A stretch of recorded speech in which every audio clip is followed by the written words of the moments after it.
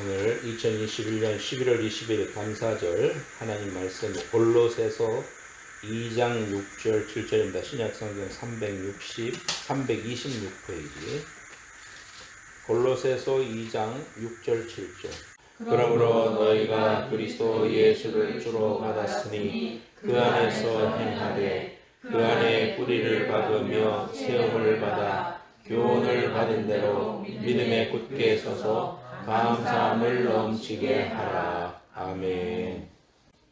하나님께서 여러분 모두에게 감사가 흘러넘치게 하시고 또 생명을 얻되 풍성히 얻는 귀한 축복이 함께 하시기를 축원합니다. 아멘. 서로 인사하십시다. 할렐루야. 할렐루야. 반갑습니다. 예, 햇볕이 이렇게 들어와서 참 좋네요. 너무 밝고 이렇게 마음이 환해진 것 같아요. 너무 감사합니다. 어떤 사람이 한국에서 이제 자기 집 근처에서 공사를 해가지고 막 너무너무 시끄럽더래요.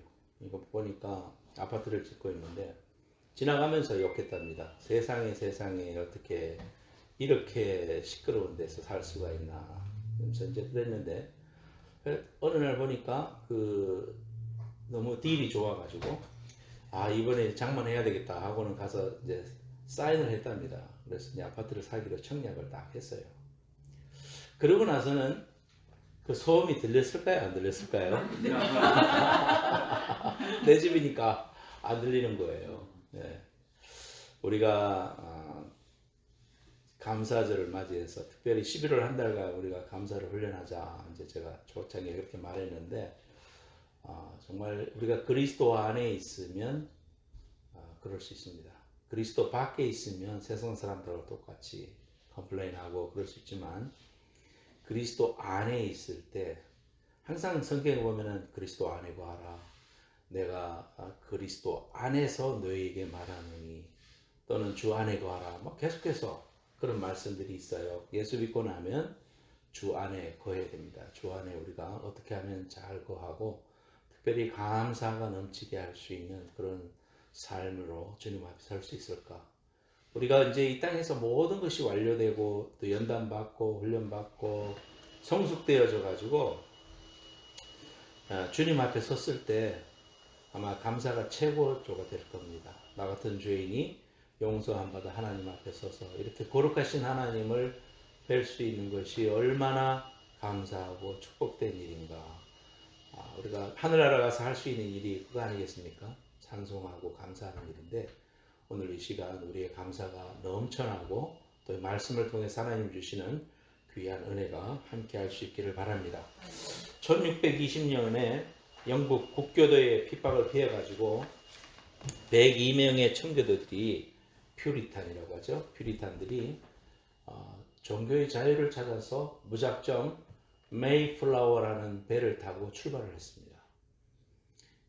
그 당시에 그 영국 국교도는 지금으로 말하자면 성공회거든요. 그러니까 이제 여러 가지 핍박을 많이 했고 개신교도들이 믿음을 지키기가 어려워서 네덜란드나 이런 쪽으로 다 피난 가서 살고 있었어요. 그런 사람들이 정말 핍박이 없는 그러한 곳에서 진정한 그 신앙생활을 잘 했으면 좋겠다라는 그것이 첫 번째였습니다. 가난이라든지 뭐 이런 거는 뭐 중요한 이유가 아니었고 신앙의 자유를 찾아서 102명이 영국을 떠나서 대서양을 횡단해서 미국 동북부 매사추세츠 플리머스 항구에 도달을 했습니다. 뉴욕에서 2시간 걸리는 거리입니다. 시니즈보다 북쪽에 있어서 굉장히 좁습니다. 물론 샌프란시스코도 뭐 그런 위도상에 있다고 볼 수 있지만 여기는 지중해성 기후고 거기는 완전히 한국과 같은 그 기후가 아니니까 굉장히 추웠습니다. 그래서 오는 65일의 항해 가운데 44명이 병들어 죽고 또 여러 가지 건강상으로 어려움에 죽었다고 해요. 도달해서 인디안들의 도움을 받아서 씨를 뿌려서 농사를 지었는데 농사가 제대로 안 됐죠. 농사하던 사람들이 아니었고 그러니까요. 그런데 농사법을 가르쳐준 인디언들을 초청해서 야생 칠면조들을 잡아가지고 그렇게 해서 잔치를 벌이면서 하나님 앞에 제단을 쌓고 예배를 드린 것이 추수감사절의 유래입니다. 그랬다가 200년 정도 지난 1864년에 에브라함 링컨 대통령이 11월 셋째 목요일을 공휴일로 선포하고 미국 전 국민이 지킬 수 있도록 그렇게 정했습니다. 결국 기독교 정신과 감사 정신은 미국의 건국 이념이다, 이렇게 볼 수 있습니다. 그래서 요즘도 대통령이 성경 위에 손을 얹고, 특별히 링컨이 사용했던 성경에 손을 얹고 이렇게 선설하는 그런 장면들을 우리가 볼 수가 있겠죠. 자, 이들이 드렸던 첫 번째 감사절은 모든 것이 풍성해서 드렸던 그런 감사가 아니었습니다. 사람이 죽었지요. 농사는 제대로 안 됐지요. 또 혹독한 겨울을 맞이해야 되고요. 이런 고난 중에 부족함 중에 드렸던 예배가 그런 감사절 예배였습니다. 진정한 감사는 어디서 나오는가? 풍성에서도 감사할 수 있겠지만 그는 누구나 다 할 수 있는 거고요. 진정한 감사라는 것은 고난 중에 드린 감사였다. 성경에 수많은 우리의 신앙의 선배들이 고난 중에서, 역경 가운데서, 연단을 통해서 하나님 앞에 감사했고, 없을 때 감사했고, 건강을 잃었을 때 감사했고, 사업을 해서 돈을 많이 벌었을 때도 감사했지만 모든 것을 잃어버렸을 때도 감사할 수 있었습니다. 사업이 안 되고 가정에 문제가 생기고 몸이 아파서 병원에 갔을 때 감사드릴 수 있다는 것은 그야말로 성숙된 믿음의 모습입니다. 우리가 일생이 예수 믿고 나서 가장 먼저 달라져야 되는 점이 뭐냐면 감사거든요. 우리에게 감사가 넘친다는 것은 구원받았다는 증거입니다. 하나님을 모르는 사람은 있을 때 감사하고 없으면 컴플레인하는 것이 당연하지만 예수 믿고 나면 무엇보다도 달라지는 것은 남들은 볼 때는 컴플레인거리지만 예수 믿는 사람은 그것을 감사로 바꿀 수 있는 믿음의 비밀을 가졌기 때문에 감사의 조건을 찾을 수 있더라 이 말이죠. 그래서 여러분의 일생이, 저의 일생이 평생 동안 주님 만날 때까지 감사요 찬양의 일생이 되시고 그 귀한 길을 믿음으로 잘 달려가시기를 예수님의 이름으로 축원합니다. 감사하는 만큼 하나님의 축복의 문이 열립니다. 감사함으로 그 궁정에 들어간다 그랬지 않습니까? 그래서 우리가 감사할 때 문이 열려지고 감사할 때 은혜도 임하고 감사할 때 축복도 임하는 것이에요. 그래서 우리가 어려워질수록 더 감사 생활을 많이 해야 되는 것은 하나님의 법칙입니다. 세상 사람들이 볼 때는 아이고 어려운데 어떻게 그렇게 감사 생활을 많이 하냐고. 근데 우리가 하나님의 은혜를 체험한 사람은 없으면 없는 대로, 있으면 있는 대로 감사를 자꾸 넘치게 할 때 하나님의 축복이 쏟아지더라고요. 그거는 우리의 믿음의 체험입니다. 저의 믿음의 체험입니다. 하나님 앞에 감사하면 감사는 감사를 낳아요. 그래서 선순환 된다는 말이 있죠. 그래서 우리가 하나님 앞에 늘 감사하고 그런 사람에게 하나님의 은혜가 임하고 간증거리가 넘치고 기적도 체험하고 은혜의 다이나믹을 경험할 수 있는 것은 감사할 수 있는 사람. 고난 가운데, 역경 가운데, 어려운 가운데 하나님의 은혜를 더 많이 체험하고 축복으로 다가오는 겁니다. 비록 우리에게 여러 가지 어려운 일들이 있었고 또 답답한 상황도 많이 있었고 더더구나 코로나 때문에 너무너무 어려운 그런 순간들을 우리가 지나왔고 지나고 있습니다만은 이런 가운데서도 여전히 감사할 것은 있더라. 하나님이 우리에게 원하시는 것은 감사다. 그래서 우리가 세 가지 감사의 이유를 찾아보고 말씀을 통해서 은혜를 받고자 합니다. 첫 번째, 따라합시다.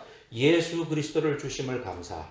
예수 그리스도를 주심을 감사. 오늘 말씀해 보니까 너희가 그리스도 예수를 주로 받았으니 그랬죠.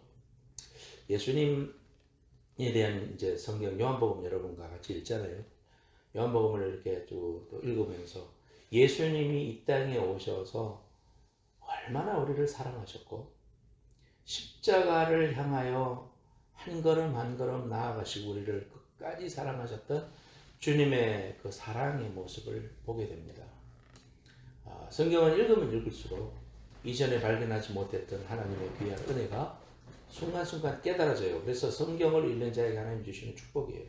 여러분들이 믿음은 들음에서 나고 들음은 하나님의 말씀으로 말미암는다 그랬는데요.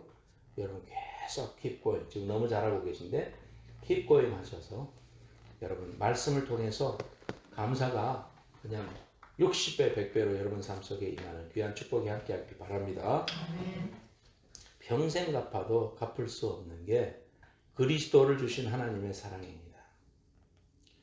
송명희 씨가 지었던 그 시가 예수 그 이름 나는 말할 수 없네.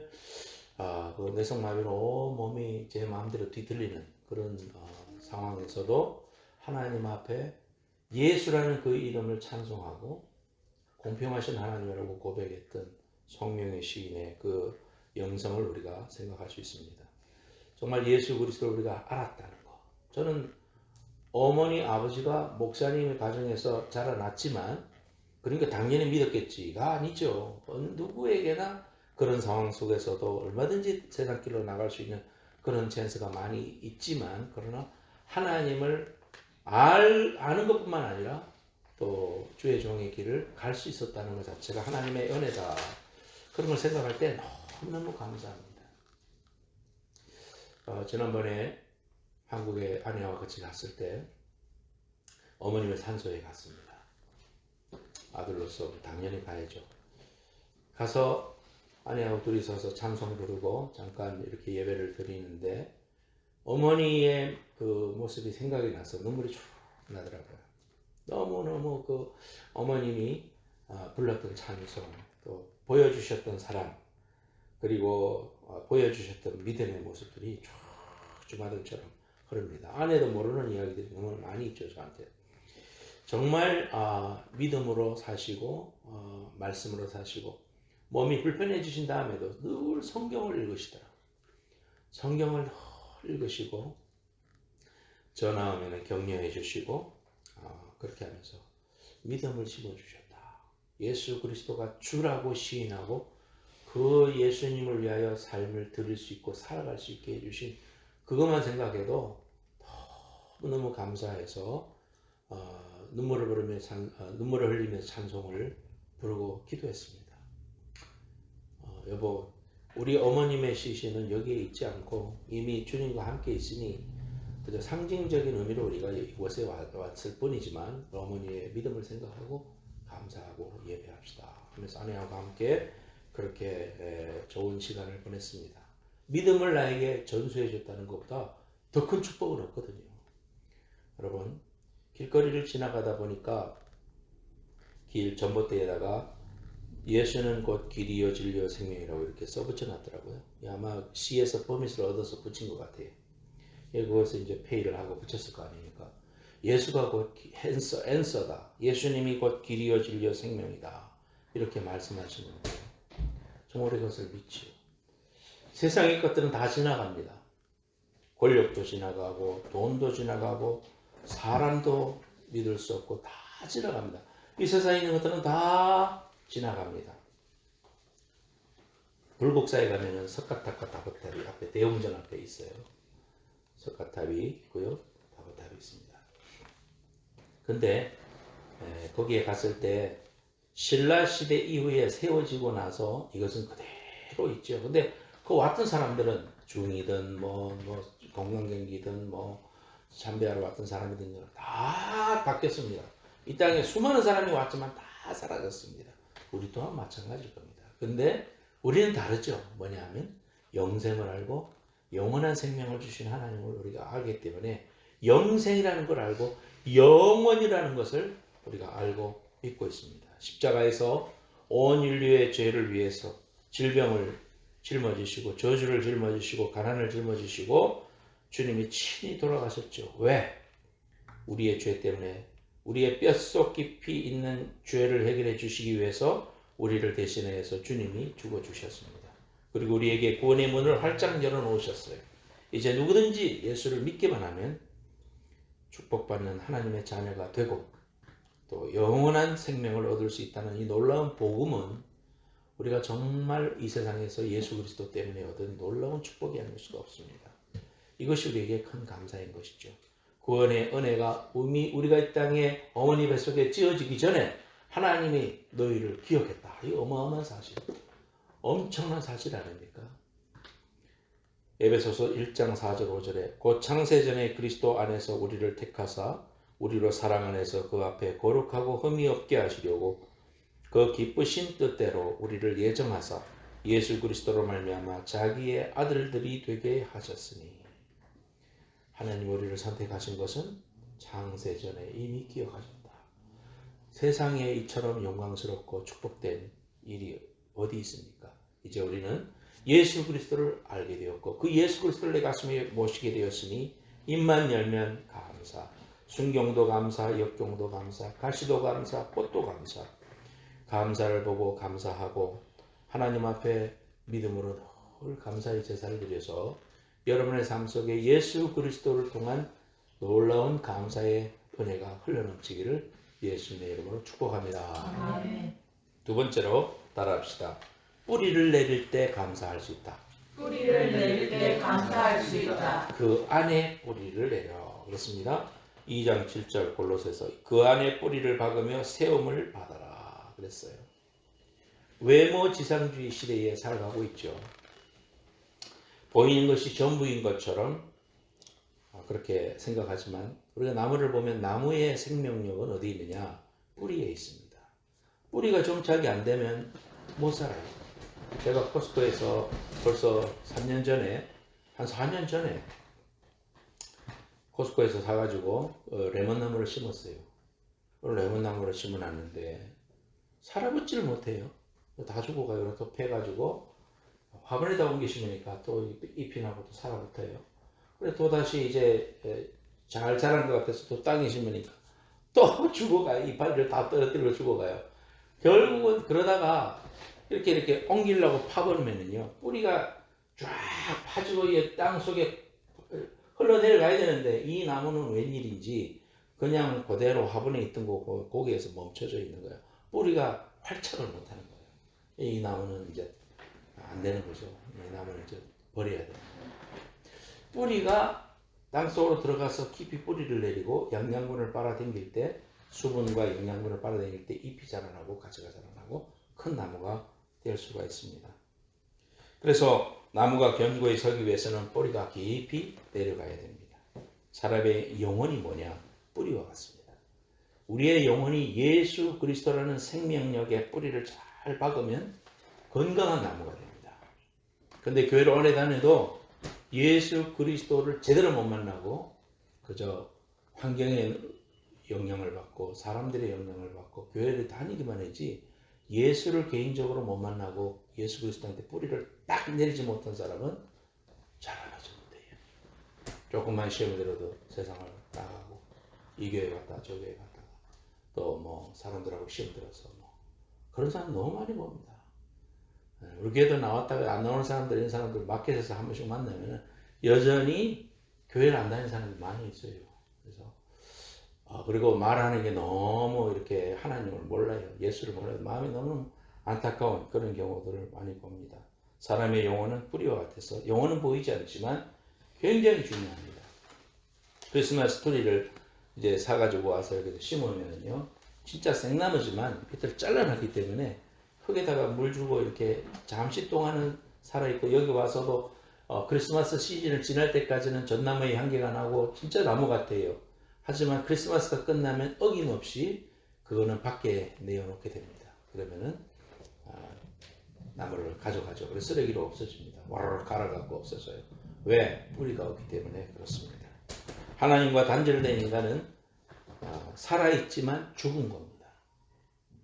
그래서 영원히 소생하려면 예수님과 만나야 됩니다. 예수님을 정확히 만나야 십자가를 통해서 우리를 위해서 하나님과 연결시켜 주신 예수 그리스도의 보혈의 십자가의 공로를 분명히 아는 사람은 영원히 살아나고 삶을 통하여 이 가지를 내고 그 가지에 새가 오고 또 열매를 맺게 해주시는 하나님의 은혜와 능력을 경험하게 됩니다.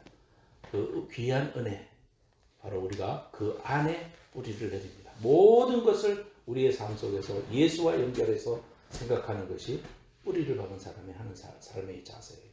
예수라면 일을 어떻게 할까? 예수라면 이 상황에서 화를 낼까? 예수라면 일에서 정직하게 살까? 예수라면 어떻게 할까? 그 예수와 늘 접붙임을 당한 사람. 예수님을 떠나서 살 수 없는 사람이 예수의 뿌리 박은 사람이에요. 여러분 속에 정말 예수께 뿌리를 탁 박고 있으면 바람이 불어도 흔들리지 않고요. 넘어지지 않습니다. 늘 감사의 찬양이 흘러넘치게 됩니다. 예수의 뿌리 내림을 하여서 여러분 삶 속에 늘 감사의 찬송이 늘 넘쳐나는 여러분 되시길 축원합니다. 아멘. 마지막으로 따라갑시다. 말씀의 뿌리를 내릴 때 감사한다. 말씀에 뿌리를 내릴 때 감사한다. 2장 7절에 교훈을 받은 대로 믿음에 굳게 서서 감사함을 넘치게 해라 그랬습니다. 인간은 영적인 존재죠. 어떻게 인터넷을 듣든지 유튜브를 듣다가 소양강 처녀를 들었으면 하루 종일 소양강 처녀가 입에서 흘러나와요. 그 이상하지. 해점은 소양강에 그 소양강 처녀하고 무슨 관계가 있는지 모르죠. 무심코 한번 들은 말이 계속 우리에게 있어요. 영적인 존재라서 그래요. 그러니까 우리가 이 세상의 것들을 자꾸 이렇게 들어와서 그런데 우리가 우리의 영도 살아야 되는데 우리의 영은 육신은 떡으로만 살지만 우리의 영은 하나님의 입에서 나오는 말씀으로 삽니다. 그래서 말씀을 먹으면 영적으로 배부르고 자라납니다. 그거는 제가 항상 이야기하지만 콩나물 비유를 통해서 우리가 꼭 기억해야 돼요. 성경을 읽다가 다 내용이 다 이해가 안 되고 다 흘러버리는 것 같아도요. 콩나물을 물 주면은요. 물 다 빠지는 것 같아도 나중에 이렇게 할머니가 덮어놨는 보자기를 덮쳐보면은 콩나물이 쑥 자라 있어요. 물을 주면 다 흘러내는 것 같아도 자라나더란 말이에요. 하나님의 말씀은 살았고 운동력, 에너지라고 그랬잖아요. 말씀이 들어와서 우리 귀를 들어와서 영을 적시고 흘러내려가면 그것이 외워지면 더 좋지만 외우지 못한다 할지라도 그 말씀 자체에 에너지와 축복이 있어서 우리 속에 있는 부정적인 생각과 사탄 마귀의 그 포션들이 떨어져 나가고 하나님의 축복의 권세가 우리 속에 자꾸 쌓이게 됩니다. 그래서 하나님의 주야로 주의 말씀을 암송하고 간구하는 자에게 하나님께서 복을 주신다고 시편 1장 1절에 말씀하시잖아요. 복 있는 사람은 그랬잖아요. 주의 말씀을 늘 주야로 묵상하는 자가 복 있다. 그래서 세상에 복 받으려면 성경 말씀 잘 읽고 그 말씀이 내 영혼 육에 잘 통과되도록 하면 반드시 복 받습니다. 여러분 이런 복 받기를 축원합니다. 아멘.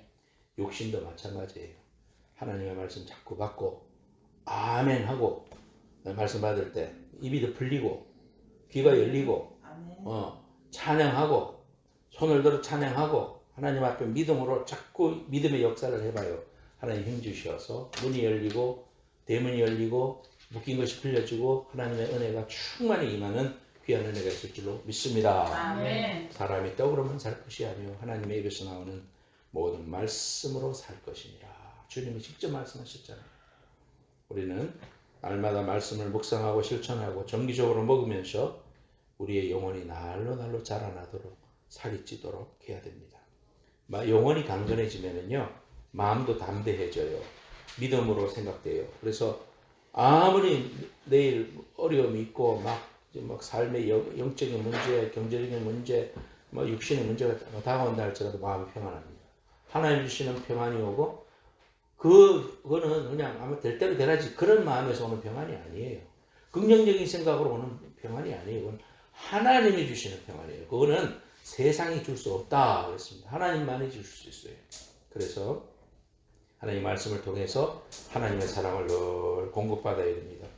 사랑을 많이 받고 어린 시절부터 사랑으로 이렇게 인정받고 부모의 사랑을 많이 받은 사람은 자존감이 세죠. 그래서 자존심이 아니라 자기를 존중하는 마음이 세요. 어머니 아버지 사랑을 받았기 때문에 모든 일이 자신감이 있어요. 마찬가지예요. 말씀을 통해서 결국은 뭐가 얻어져요? 하나님이 나를 얼마나 사랑하는 존재인가, 내가 얼마나 하나님께 중요한 존재인가, 하나님이 이 상황도 아시고 하나님께서 분명히 좋은 길로 인도하실 것이라는 그 사랑을 깨달으니까 확신이 주어져서 우리에게 오는 감사가 넘쳐나게 되는 것입니다.